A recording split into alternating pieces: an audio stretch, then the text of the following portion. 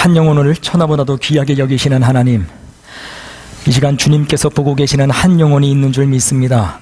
그리고 그 한 영혼을 위하여 주의 말씀을 증거합니다. 이 예배의 주인 되시는 예수님 도와주시옵소서. 말씀을 증거하는 이는 능력이 없습니다. 오직 성령님에 의지하여 말씀을 증거합니다. 도와주시옵소서. 감사드리며 예수 그리스도 이름으로 기도드렸습니다. 아멘.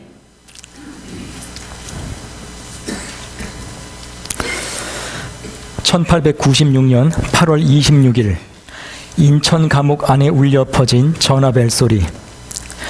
이날 걸려온 한 통의 전화는 한 사람의 운명과 역사를 바꾸어 놓았다. 1895년 8월 20일 새벽, 경복궁 안 오코루를 급습한 일본 낭인들, 그리고 그들의 손에 처참하게 시해당한 명성황후. 을미사변의 참극이 있은 지 얼마 후 치하포 나루터 주막에서 한 조선 청년이 밥을 먹고 있었다. 이때 청년의 눈에 들어온 한 남자. 그는 단발을 하고 한복을 입은 채 주막으로 들어오고 있었다. 당시 치하포 나루터는 일본인이 자기들의 본래 행색대로 통행하던 곳. 조선 청년은 누가 봐도 일본인인 그 남자를 의심의 눈초리로 바라보기 시작했다. 그 청년은 그 남자 두루마기 밑으로 나온 칼집을 보고 스스로에게 물었다. 혹시 저자가 우리 국무를 시해한 미우라는 아닐까? 만약 아니라 해도 칼을 차고 숨어 다니는 외인이 우리 민족의 독버섯인 것은 명백한 사실 아닌가? 조선인으로서 국가의 치욕을 씻어야 한다. 그렇다면 저자를 죽여야 한다. 결국 그 청년은 조선인 행색을 한 일본인을 그 자리에서 죽였다. 그 일본인 남자의 정체는 일본 장교 스치다. 명성황후 시해 사건의 가담자 중 하나였다. 이로 인해 그 청년은 인천 감옥에 투옥된다. 그리고 3개월 후 1896년 8월 26일 옥에 갇힌 청년은 사형 집행을 목전에 두고 있었다. 그런데 그 시각 인천 감옥에 울려 퍼진 전화벨 소리. 수화기 너머로 들려오는 소리는 이러했다. 당장 조선 청년의 처형을 멈추어라.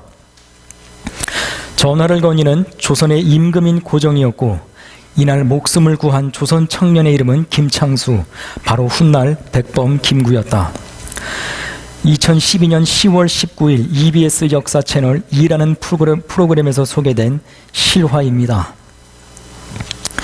권력 혹은 권위를 갖고 있는 한 사람의 말은 이렇게 영향력이 있습니다.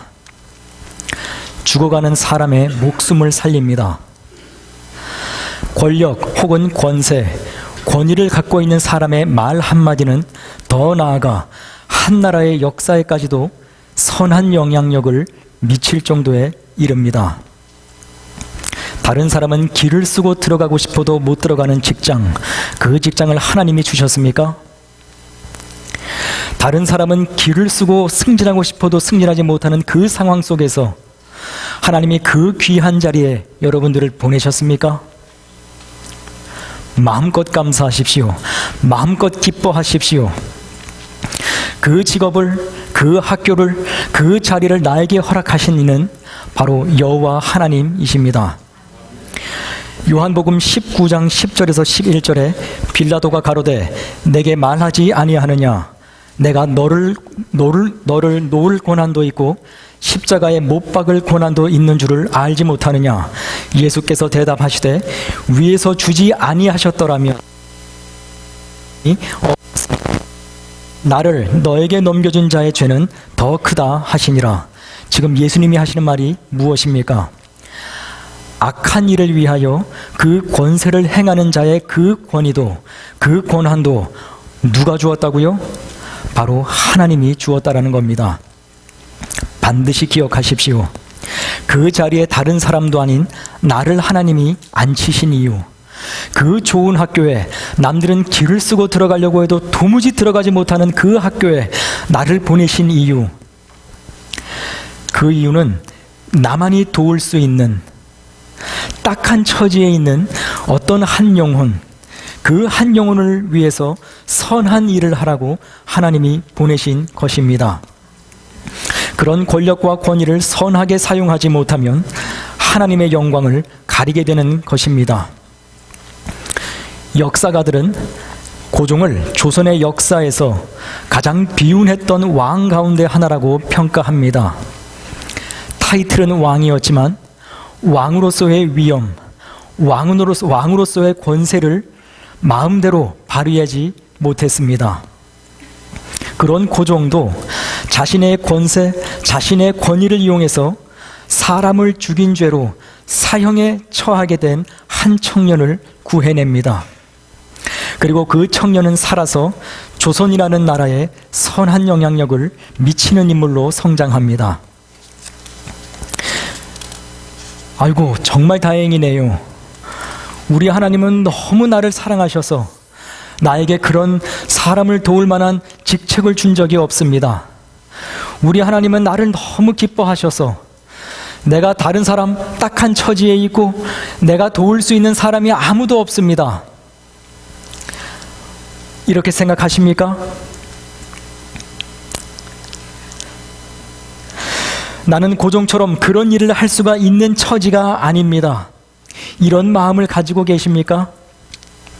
나는 하나님으로부터 받은 권위도 없으며 권세도 없으며 아무것도 없다고 생각을 하십니까?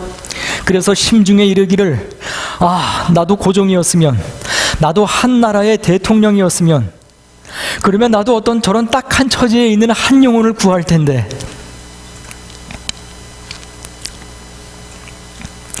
오늘 본문에서는 우리와 같은 인물이 나옵니다. 그의 이름은 빌립입니다. 존도반에서 출판하고 닥터 머릴 테니 박사가 감수를 한 성경사전에는 이 빌립이 우리와 같은 좋은 가문에서 태어나지 않았다라고 설명하고 있습니다. 소위 말해서 흙수저입니다. 그래서 좋은 교육을 받지도 못했습니다. 그는 권세나 권위, 권력이 있기는커녕 자기 처자식을 먹여 살리기 위해 늘 갈릴리 앞바다에서 손발이 부르트게 일을 해야 했던 우리와 비슷한 사람이었습니다. 그는 침례 요한의 제자 중 하나요. 그러나 예수님을 만나자마자 예수님의 제자로 돌아섰습니다. 그러나 그 빌립도 베드로나 요한이나 야고보처럼 예수님이 깊이 사랑하시는 제자, 예수님의 수제자는 아니었습니다. 그 빌립이라는 인물은 요즘 말로 하면 답답이, 요즘 말로 하면 아둔하게 짝이 없는 밉상에 가까운 인물이었습니다. 성경에 기록된 오병이어의 기적을 떠올려 보십시오. 그 기적을 일으키기 전 예수님의 질문에 밉상스러운 대답을 한 빌립의 일화는 매우 유명합니다. 다 같이 요한복음 6장 7절에서 5절을 찾아보겠습니다.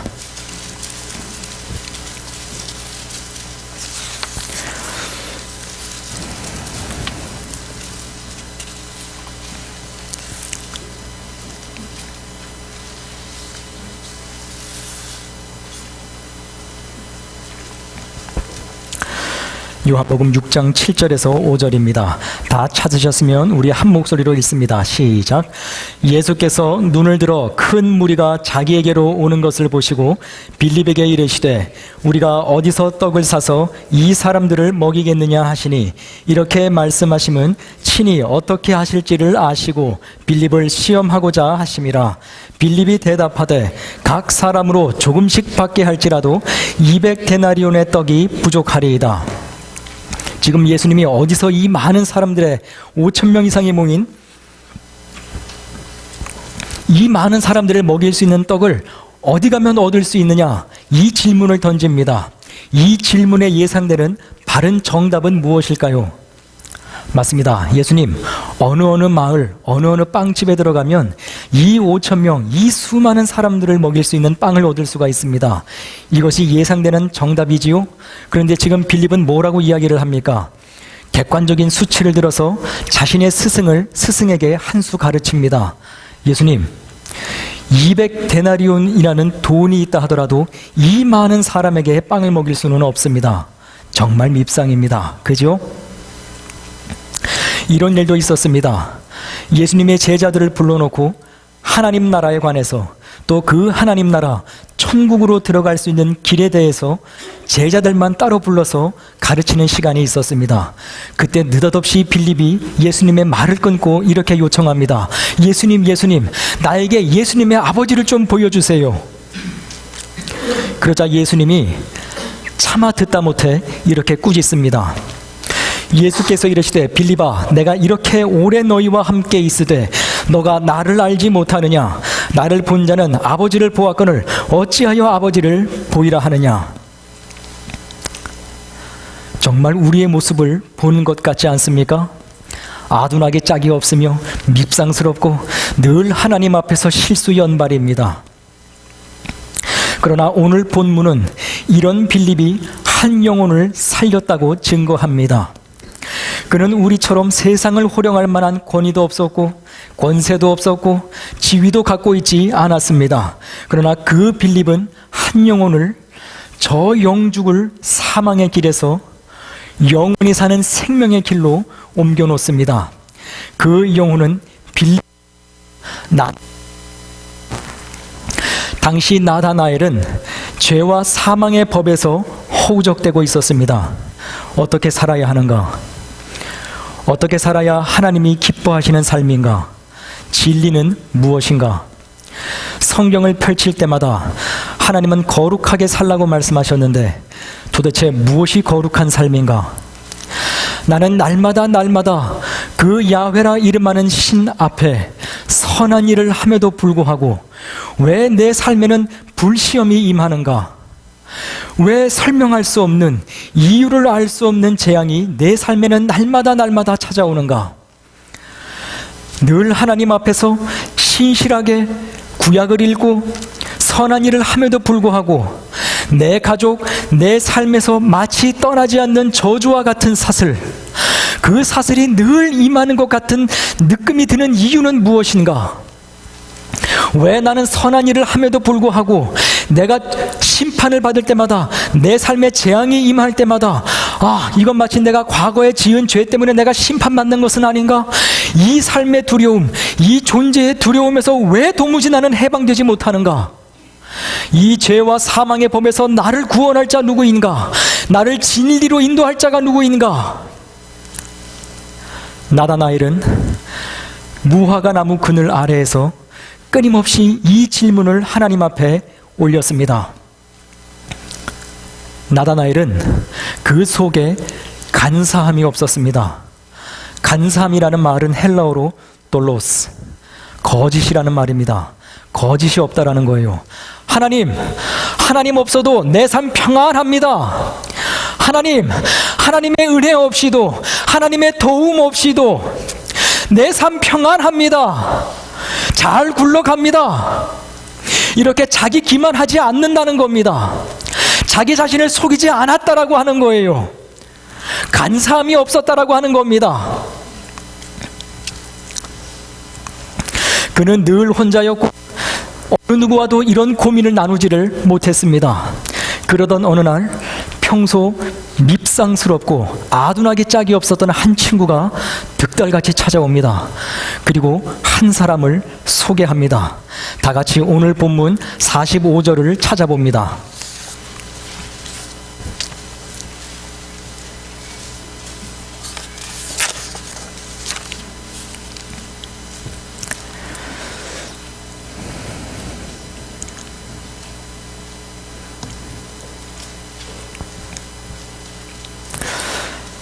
오늘 본문 45절입니다. 다 찾으셨으면 우리 한 목소리로 읽습니다. 시작. 빌립이 나다나엘을 찾아 이르되 모세가 율법에 기록하였고 여러 선지자가 기록한 그 일을 우리가 만났으니 요셉의 아들 나사렛 예수라. 이에 대해 나다나엘이 이렇게 대답합니다. 46절을 읽습니다. 시작. 나다나엘이 이르되 나사렛에서 무슨 선한 것이 날 수 있느냐? 아멘. 당시 나사렛은 갈릴리 지방에 속한 작은 마을이었습니다. 이 갈릴리 지방에는 수많은 잡신들이 난무하였습니다.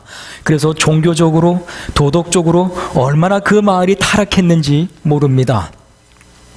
그래서 그때 당시 사람들은 자신의 삶의 이유를 알 수 없고 도무지 설명되지 않는 불시험이 임했을 때, 내 삶에 재앙이 임했을 때 여호와 하나님 야훼라 이름하는 신에게로 달려가지 않고 누구에게로 달려갔을까요? 맞습니다. 잡신에게로 달려가서 그 잡신에게 돈을 바치고 그 잡신으로부터 어떻게 하면 이 불시험에서, 이 재앙에서, 이 고난에서 내가 헤어나올 수 있는지 그 답을 찾곤 하였습니다. 그리고 도덕적으로도 얼마나 타락했는지 모릅니다. 그래서 나다나엘의 관점에서 나사렛 인물이라고 도무지 납득할 수가 없고 받아들일 수가 없었던 겁니다. 나다나엘의 관점에서는 갈릴리 지역에 있는 사람들은 도무지 나다나엘 자신보다 더 도덕적으로 윤리적으로 깨끗하지 못한 사람들이었기 때문에 그렇습니다. 나다나엘의 눈에는 어떠한 가능성도 보이지 않았던 곳, 그것이 바로 나사렛이었습니다. 그래서 나다나엘은 자신의 친구인 빌립이 구약의 선지자들이 약속한 메시아가 예수님이고 그 예수님이 나사렛 사람이라고 하자 완전히 귀를 닫아버린 겁니다. 그러나 바로 그 순간 완전히 귀를 닫아버린 나다나엘의 그 발걸음을 완전히 돌이켜 세운 한마디가 있었습니다. 이 한마디로 나다나엘은 죄와 사망의 법에서 완전히 자유함을 얻게 됩니다. 이 한마디로 나다나엘은 죄와 사망의 죽을 길에서 살 길로 완전히 들어서게 된 것입니다. 여태껏 나다나엘을 괴롭게 한 모든 질문들에 대한 답을 얻게 된 것입니다. 왜요? 바로 예수님을 만났기 때문입니다. 심지어 예수님은 어떻게 평가하셨죠? 우리 47절을 읽겠습니다.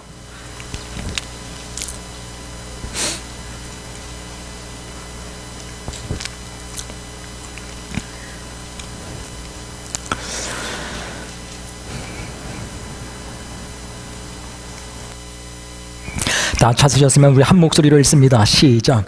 예수께서 나다나엘이 자기에게 오는 것을 보시고 그를 가리켜 이르시되 보라, 이는 참으로 이스라엘 사람이라 그 속에 간사한 것이 없도다. 아멘. 사랑하는 성도 여러분, 어느 날 예수님이 나를 찾아오셔서 나를 향하여 내가 너를 보아하니 네 마음 가운데에는 간사한 것이 하나도 없구나, 거짓이 하나도 없구나, 이런 평가를 받으면 우리는 어떠할까요? 그동안 내 마음을 무겁게 짓누르고 있었던 마음의 짐, 두려움, 슬픔, 낙담, 좌절, 이 모든 것들이 눅 녹듯이 녹아내리는 것을 느끼지 않았을까요? 늘 외톨이처럼 어느 누구와도 이것을 나누질 못했는데, 늘 외톨이처럼 진리를 찾아 헤매었는데 이런 나를 알아봐주는 사람을 내가 비로소 만났구나. 늘 외톨이처럼 진리를 찾아 헤매었는데 내가 참 진리를 만났구나. 예수님을 붙잡고 예수님 앞에 무릎 꿇고 눈물을 펑펑 흘리며 기뻐하지 않았을까요? 나다나엘은 예수님과의 만남을 통해 완전히 새로운 인생을 살게 됩니다. 죄와 사망의 법으로부터의 완전한 자유함, 나다나엘 본인의 삶, 그 가족을 두르고 있는 듯한 저주의 사슬로부터의 완벽한 자유함, 은혜의 보좌 앞에서 누리는 온전한 평안함. 나다나엘은 비로소 하나님이 부르신 나다나엘다운 삶을 살기 시작합니다. 한 사람의 운명이 한 친구의 말 한마디 때문에 완전히 바뀐 것입니다. 전설에 따르면 나다나엘은 인도와 아르메니아 일대에서 선교를 했다고 합니다. 그리고 그 선교지에서 순교했다고 합니다. 그 순교의 모습이 얼마나 처참했는지 살가죽이 완전히 벗겨졌다고 합니다. 그래서 이 빌립을 생각하고 이 빌립을 추모하는 사람들이 그 동상을 세우는데, 대표적으로 그 동상이 이탈리아 두오모 성당이라는 곳에 세워져 있다고 합니다. 그 성당에 가보면 살가죽이 온전히 벗겨진 근육만 생생하게 남아있는 한 사람이 서 있다고 합니다. 그 사람이 빌립입니다. 심지어 미켈란젤로는 천지 창조를 그리면서 어떤 한 사람이 살가죽을 한 손에 쥐고 있다고 합니다. 어떤 사람은 그 살가죽을 쥐고 있는 그 사람이 바로 나다나엘이라고 주장하는 이들도 있습니다. 이처럼 나다나엘은 그의 친구 빌립을 통해 예수님을 만나면서 이전에는 상상도 하지 못했던 인생을 살게 됩니다. 인도에서, 아르메니아에서 수많은 영혼들을 주님께로 인도했던 삶, 그래서 저 하늘의 별과같이 빛나는 존재로 살았던 그 삶을 나다나엘은 산 것입니다. 이것을 가능하게 한 것이 무엇이었다고요? 맞습니다. 바로 그 친구 빌립의 한마디, 와보라. 이 단순한 한마디는 완전히 귀를 닫아버린 나다나엘의 발을 움직일 정도의 파워를 가지고 있었습니다. 와서 보라. 이 단순한 한마디는 나다나엘의 완전히 닫혀버린 마음을 돌이킬 정도의 진정성을 가지고 있었습니다. 우리와 똑같이 아둔하기 짝이 없었던 빌립, 우리와 똑같이 늘 하나님 앞에서 실수연발이었던 빌립, 그 빌립에게는 어떻게 이런 진정성 어린 믿음을 갖게 되었던 것일까요? 전도 폭발 훈련을 받았나요? 저 켄터키 루이스빌에 있는 남침내 신학교에서 석사 박사 학위를 받았나요? 어떻게 해서 이런 말 한마디, 정말 진정성을 갖고 있는 이 말 한마디로 완전히 예수 그리스도의 마음이 닫혀 있고, 예수 그리스도 나사렛에서 왔다고, 그 가능성이 없는 곳 출신이라고, 천만의 말씀 나는 듣지 않아, 이렇게 완전히 발을 돌린 사람의 발걸음을 돌리게 했습니다. 이 정도의 파워가 있었어요. 어떻게 이런 진정성 어린 한마디를 할 수 있었을까요? 오늘 본문이 뭐라고 증거합니까? 맞습니다. 빌립은 나다나엘보다 먼저 예수님을 만났습니다. 우리 다 같이 본문 45절을 다시 한번 읽겠습니다.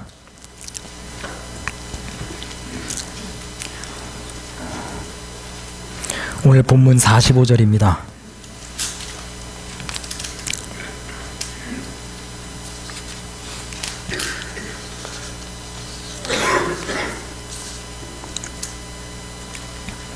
다 찾으셨으면 우리 한 목소리로 읽습니다. 시작. 빌립이 나다나엘을 찾아 이르되 모세가 율법에 기록하였고 여러 선지자가 기록한 그 일을 우리가 만났으니 요셉의 아들 예수니라. 아멘. 지금 빌립은 당시 이스라엘 백성들이 가지고 있었던, 우리가 갖고 있는 것과 정확하게 일치하는 구약을 가리켜 그 구약에서 끊임없이 드러내고 있는 분이 바로 예수님이라고 증거하고 있는 겁니다.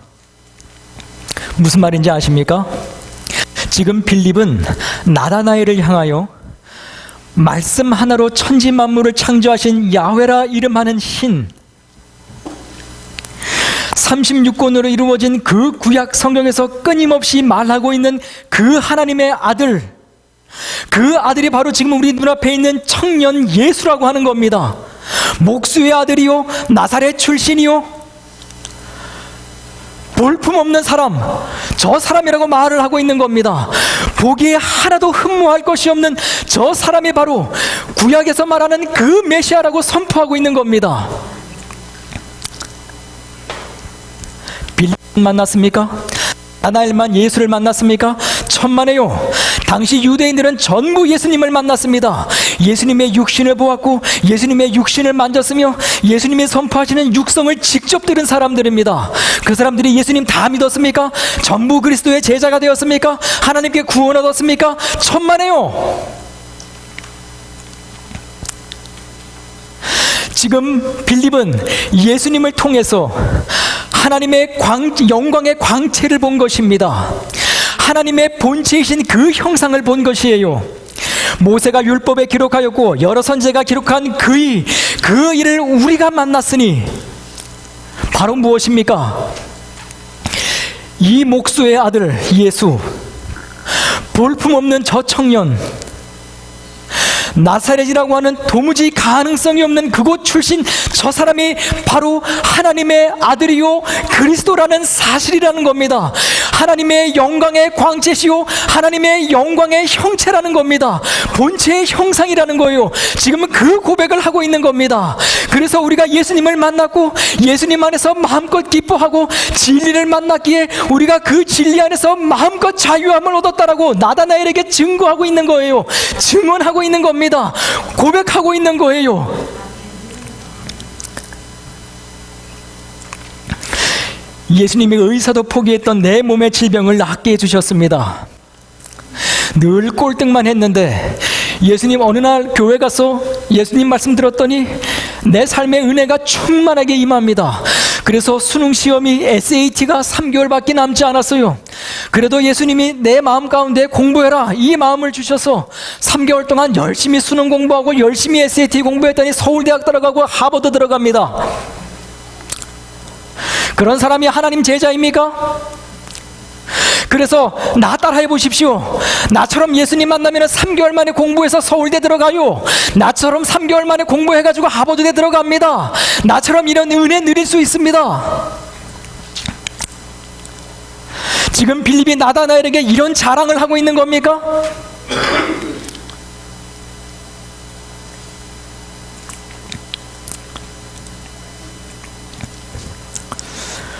와서 보라 이 한마디 외에는 성경에 기록된 것이 없습니다. 그리고 그 한마디는 한 영혼을 죽을 길에서 생명의 성령의 길로 인도합니다. 이 말은 이 빌립의 메시지는 빌립 그 자체의 간증이었습니다. 이 말은 나다나엘을 향해 이 메시지를 전하고 있는 겁니다. 친구야, 난 말이야 예수님이 제일 좋아. 친구야, 난 말이야 한평생 예수님의 제자로서 살아갈 거야. 지금 이 메시지를 단순한 한마디 와서 보라 이 한마디에 전하고 있는 거예요. 그 빌립의 간증을 들은 나다나엘이 비로소 그 발걸음을 돌이켜서 누구를 향하게 된 거라고요? 예수님께로 향하게 된 것이란 사실입니다. 예수님을 만난 사람은 단순합니다. 내 삶에 임한 고난, 도무지 설명할 수 없는 내 삶의 불시험, 왜 내 인생은 이렇게 안 풀리나? 앞만 봐도 깜깜한가? 예수님 만난 사람은 단순합니다. 그리고 그런 사람에게서 나오는 한마디는 그리고 작은 웃음, 작은 배려, 작은 친절 하나가 한 영혼을 영원히 죽을 죄와 사망의 법에서 생명의 성령의 법으로 인도합니다. 그 옛날 고종처럼 권세가 있고 권한이 있고 권위가 있고 이런 것이 없다 하더라도 예수님만 만나면 누구나 할 수 있는 겁니다.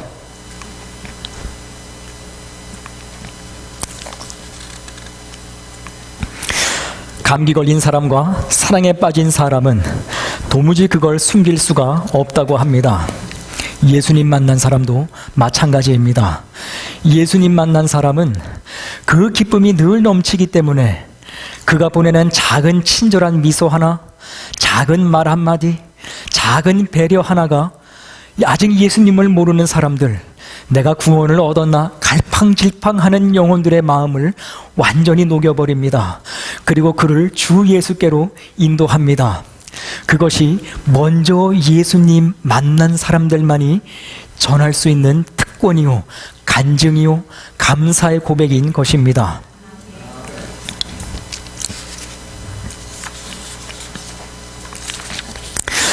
바울은 다메섹으로 가는 길에서 그를 찾아오신 예수님을 만납니다. 그리고 그는 180도 다른 삶을 살게 됩니다. 빌립보서 3장 4절에서 9절을 보면 이와 같습니다.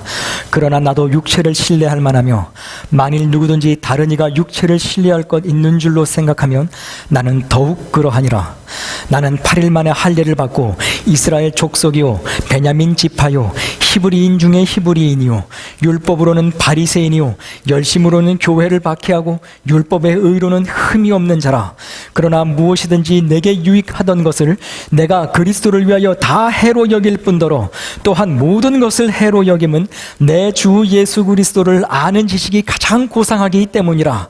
내가 그를 위하여 모든 것을 잃어버리고 배설물로 여김은 그리스도를 얻고 그 안에서 발견되려 함이니 내가 가진 의는 율법에서 난 것이 아니요 오직 그리스도를 믿음으로 말미암은 것이니 곧 믿음으로 하나님께로부터 난 의라. 아멘. 신약의 슈퍼스타 사도 바울은 이 다메섹 도상에서 예수님만 만나지 않았다면 예수 믿는 자들을 핍박하기 위해 잡아가두기 위해 다메섹으로 향하는 그 길 도상에 예수님이 찾아오시 않으셨다면, 그리고 바울을 만나주지 않으셨다면 바울은 평안한 삶을 살았을 것입니다. 그의 스승은 당대 최고의 율법학자 가말레엘이었습니다. 오늘날로 따지면 하버드 대학교 러스쿨의 학장입니다. 자기 인생을 끌어줄 만한 스승을 제대로 만난 겁니다. 그 스승이 시키는 대로만 하면 평탄한 삶을 살 수 있었습니다. 그 바울이 다메섹 도상에서 자기를 만나러 오신 예수님을 만납니다. 그리고 자신의 삶에서 가장 큰 가치요, 가장 귀한 것으로 여겼던 자신의 출신, 히브리인 중에 히브리인이요, 베냐민 족속 가운데 베냐민 족속이요, 이 모든 출신을 더 이상 최고의 가치로 여기지 않습니다. 나의 스승, 내가 가지고 있는 지식을, 내가 지금까지 추구해봤던 모든 것 위에 두고 있지 않습니다. 무엇을 최고의 가치로 두고 있습니까? 무엇을 가장 귀한 것으로 두고 있습니까? 바로 믿음입니다. 하나님 아버지로부터 받은 믿음, 예수 그리스도를 만나면서 예수님이 나에게 주신, 하나님 아버지가 내 삶에 선물로 주신 그 믿음, 이제 그 믿음이 바울의 삶에는 가장 큰 가치 있는 것이요, 가장 귀한 것으로 변한 것입니다.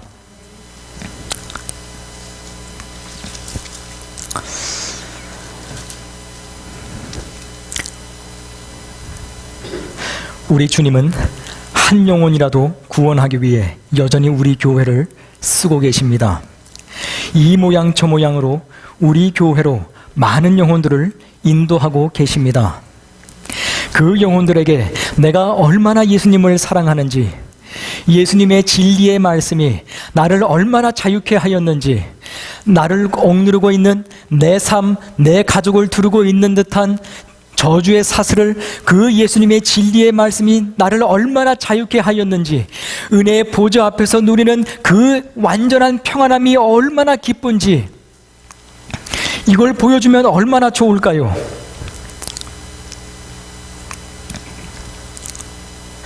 이런 사람이 전하는 전화 한 통화, 이런 사람이 하는 말 한마디는 고종이 청년 김구를 살렸던 그 전화 한 통화, 그 말 한마디보다 더 큰 영향력을 갖습니다.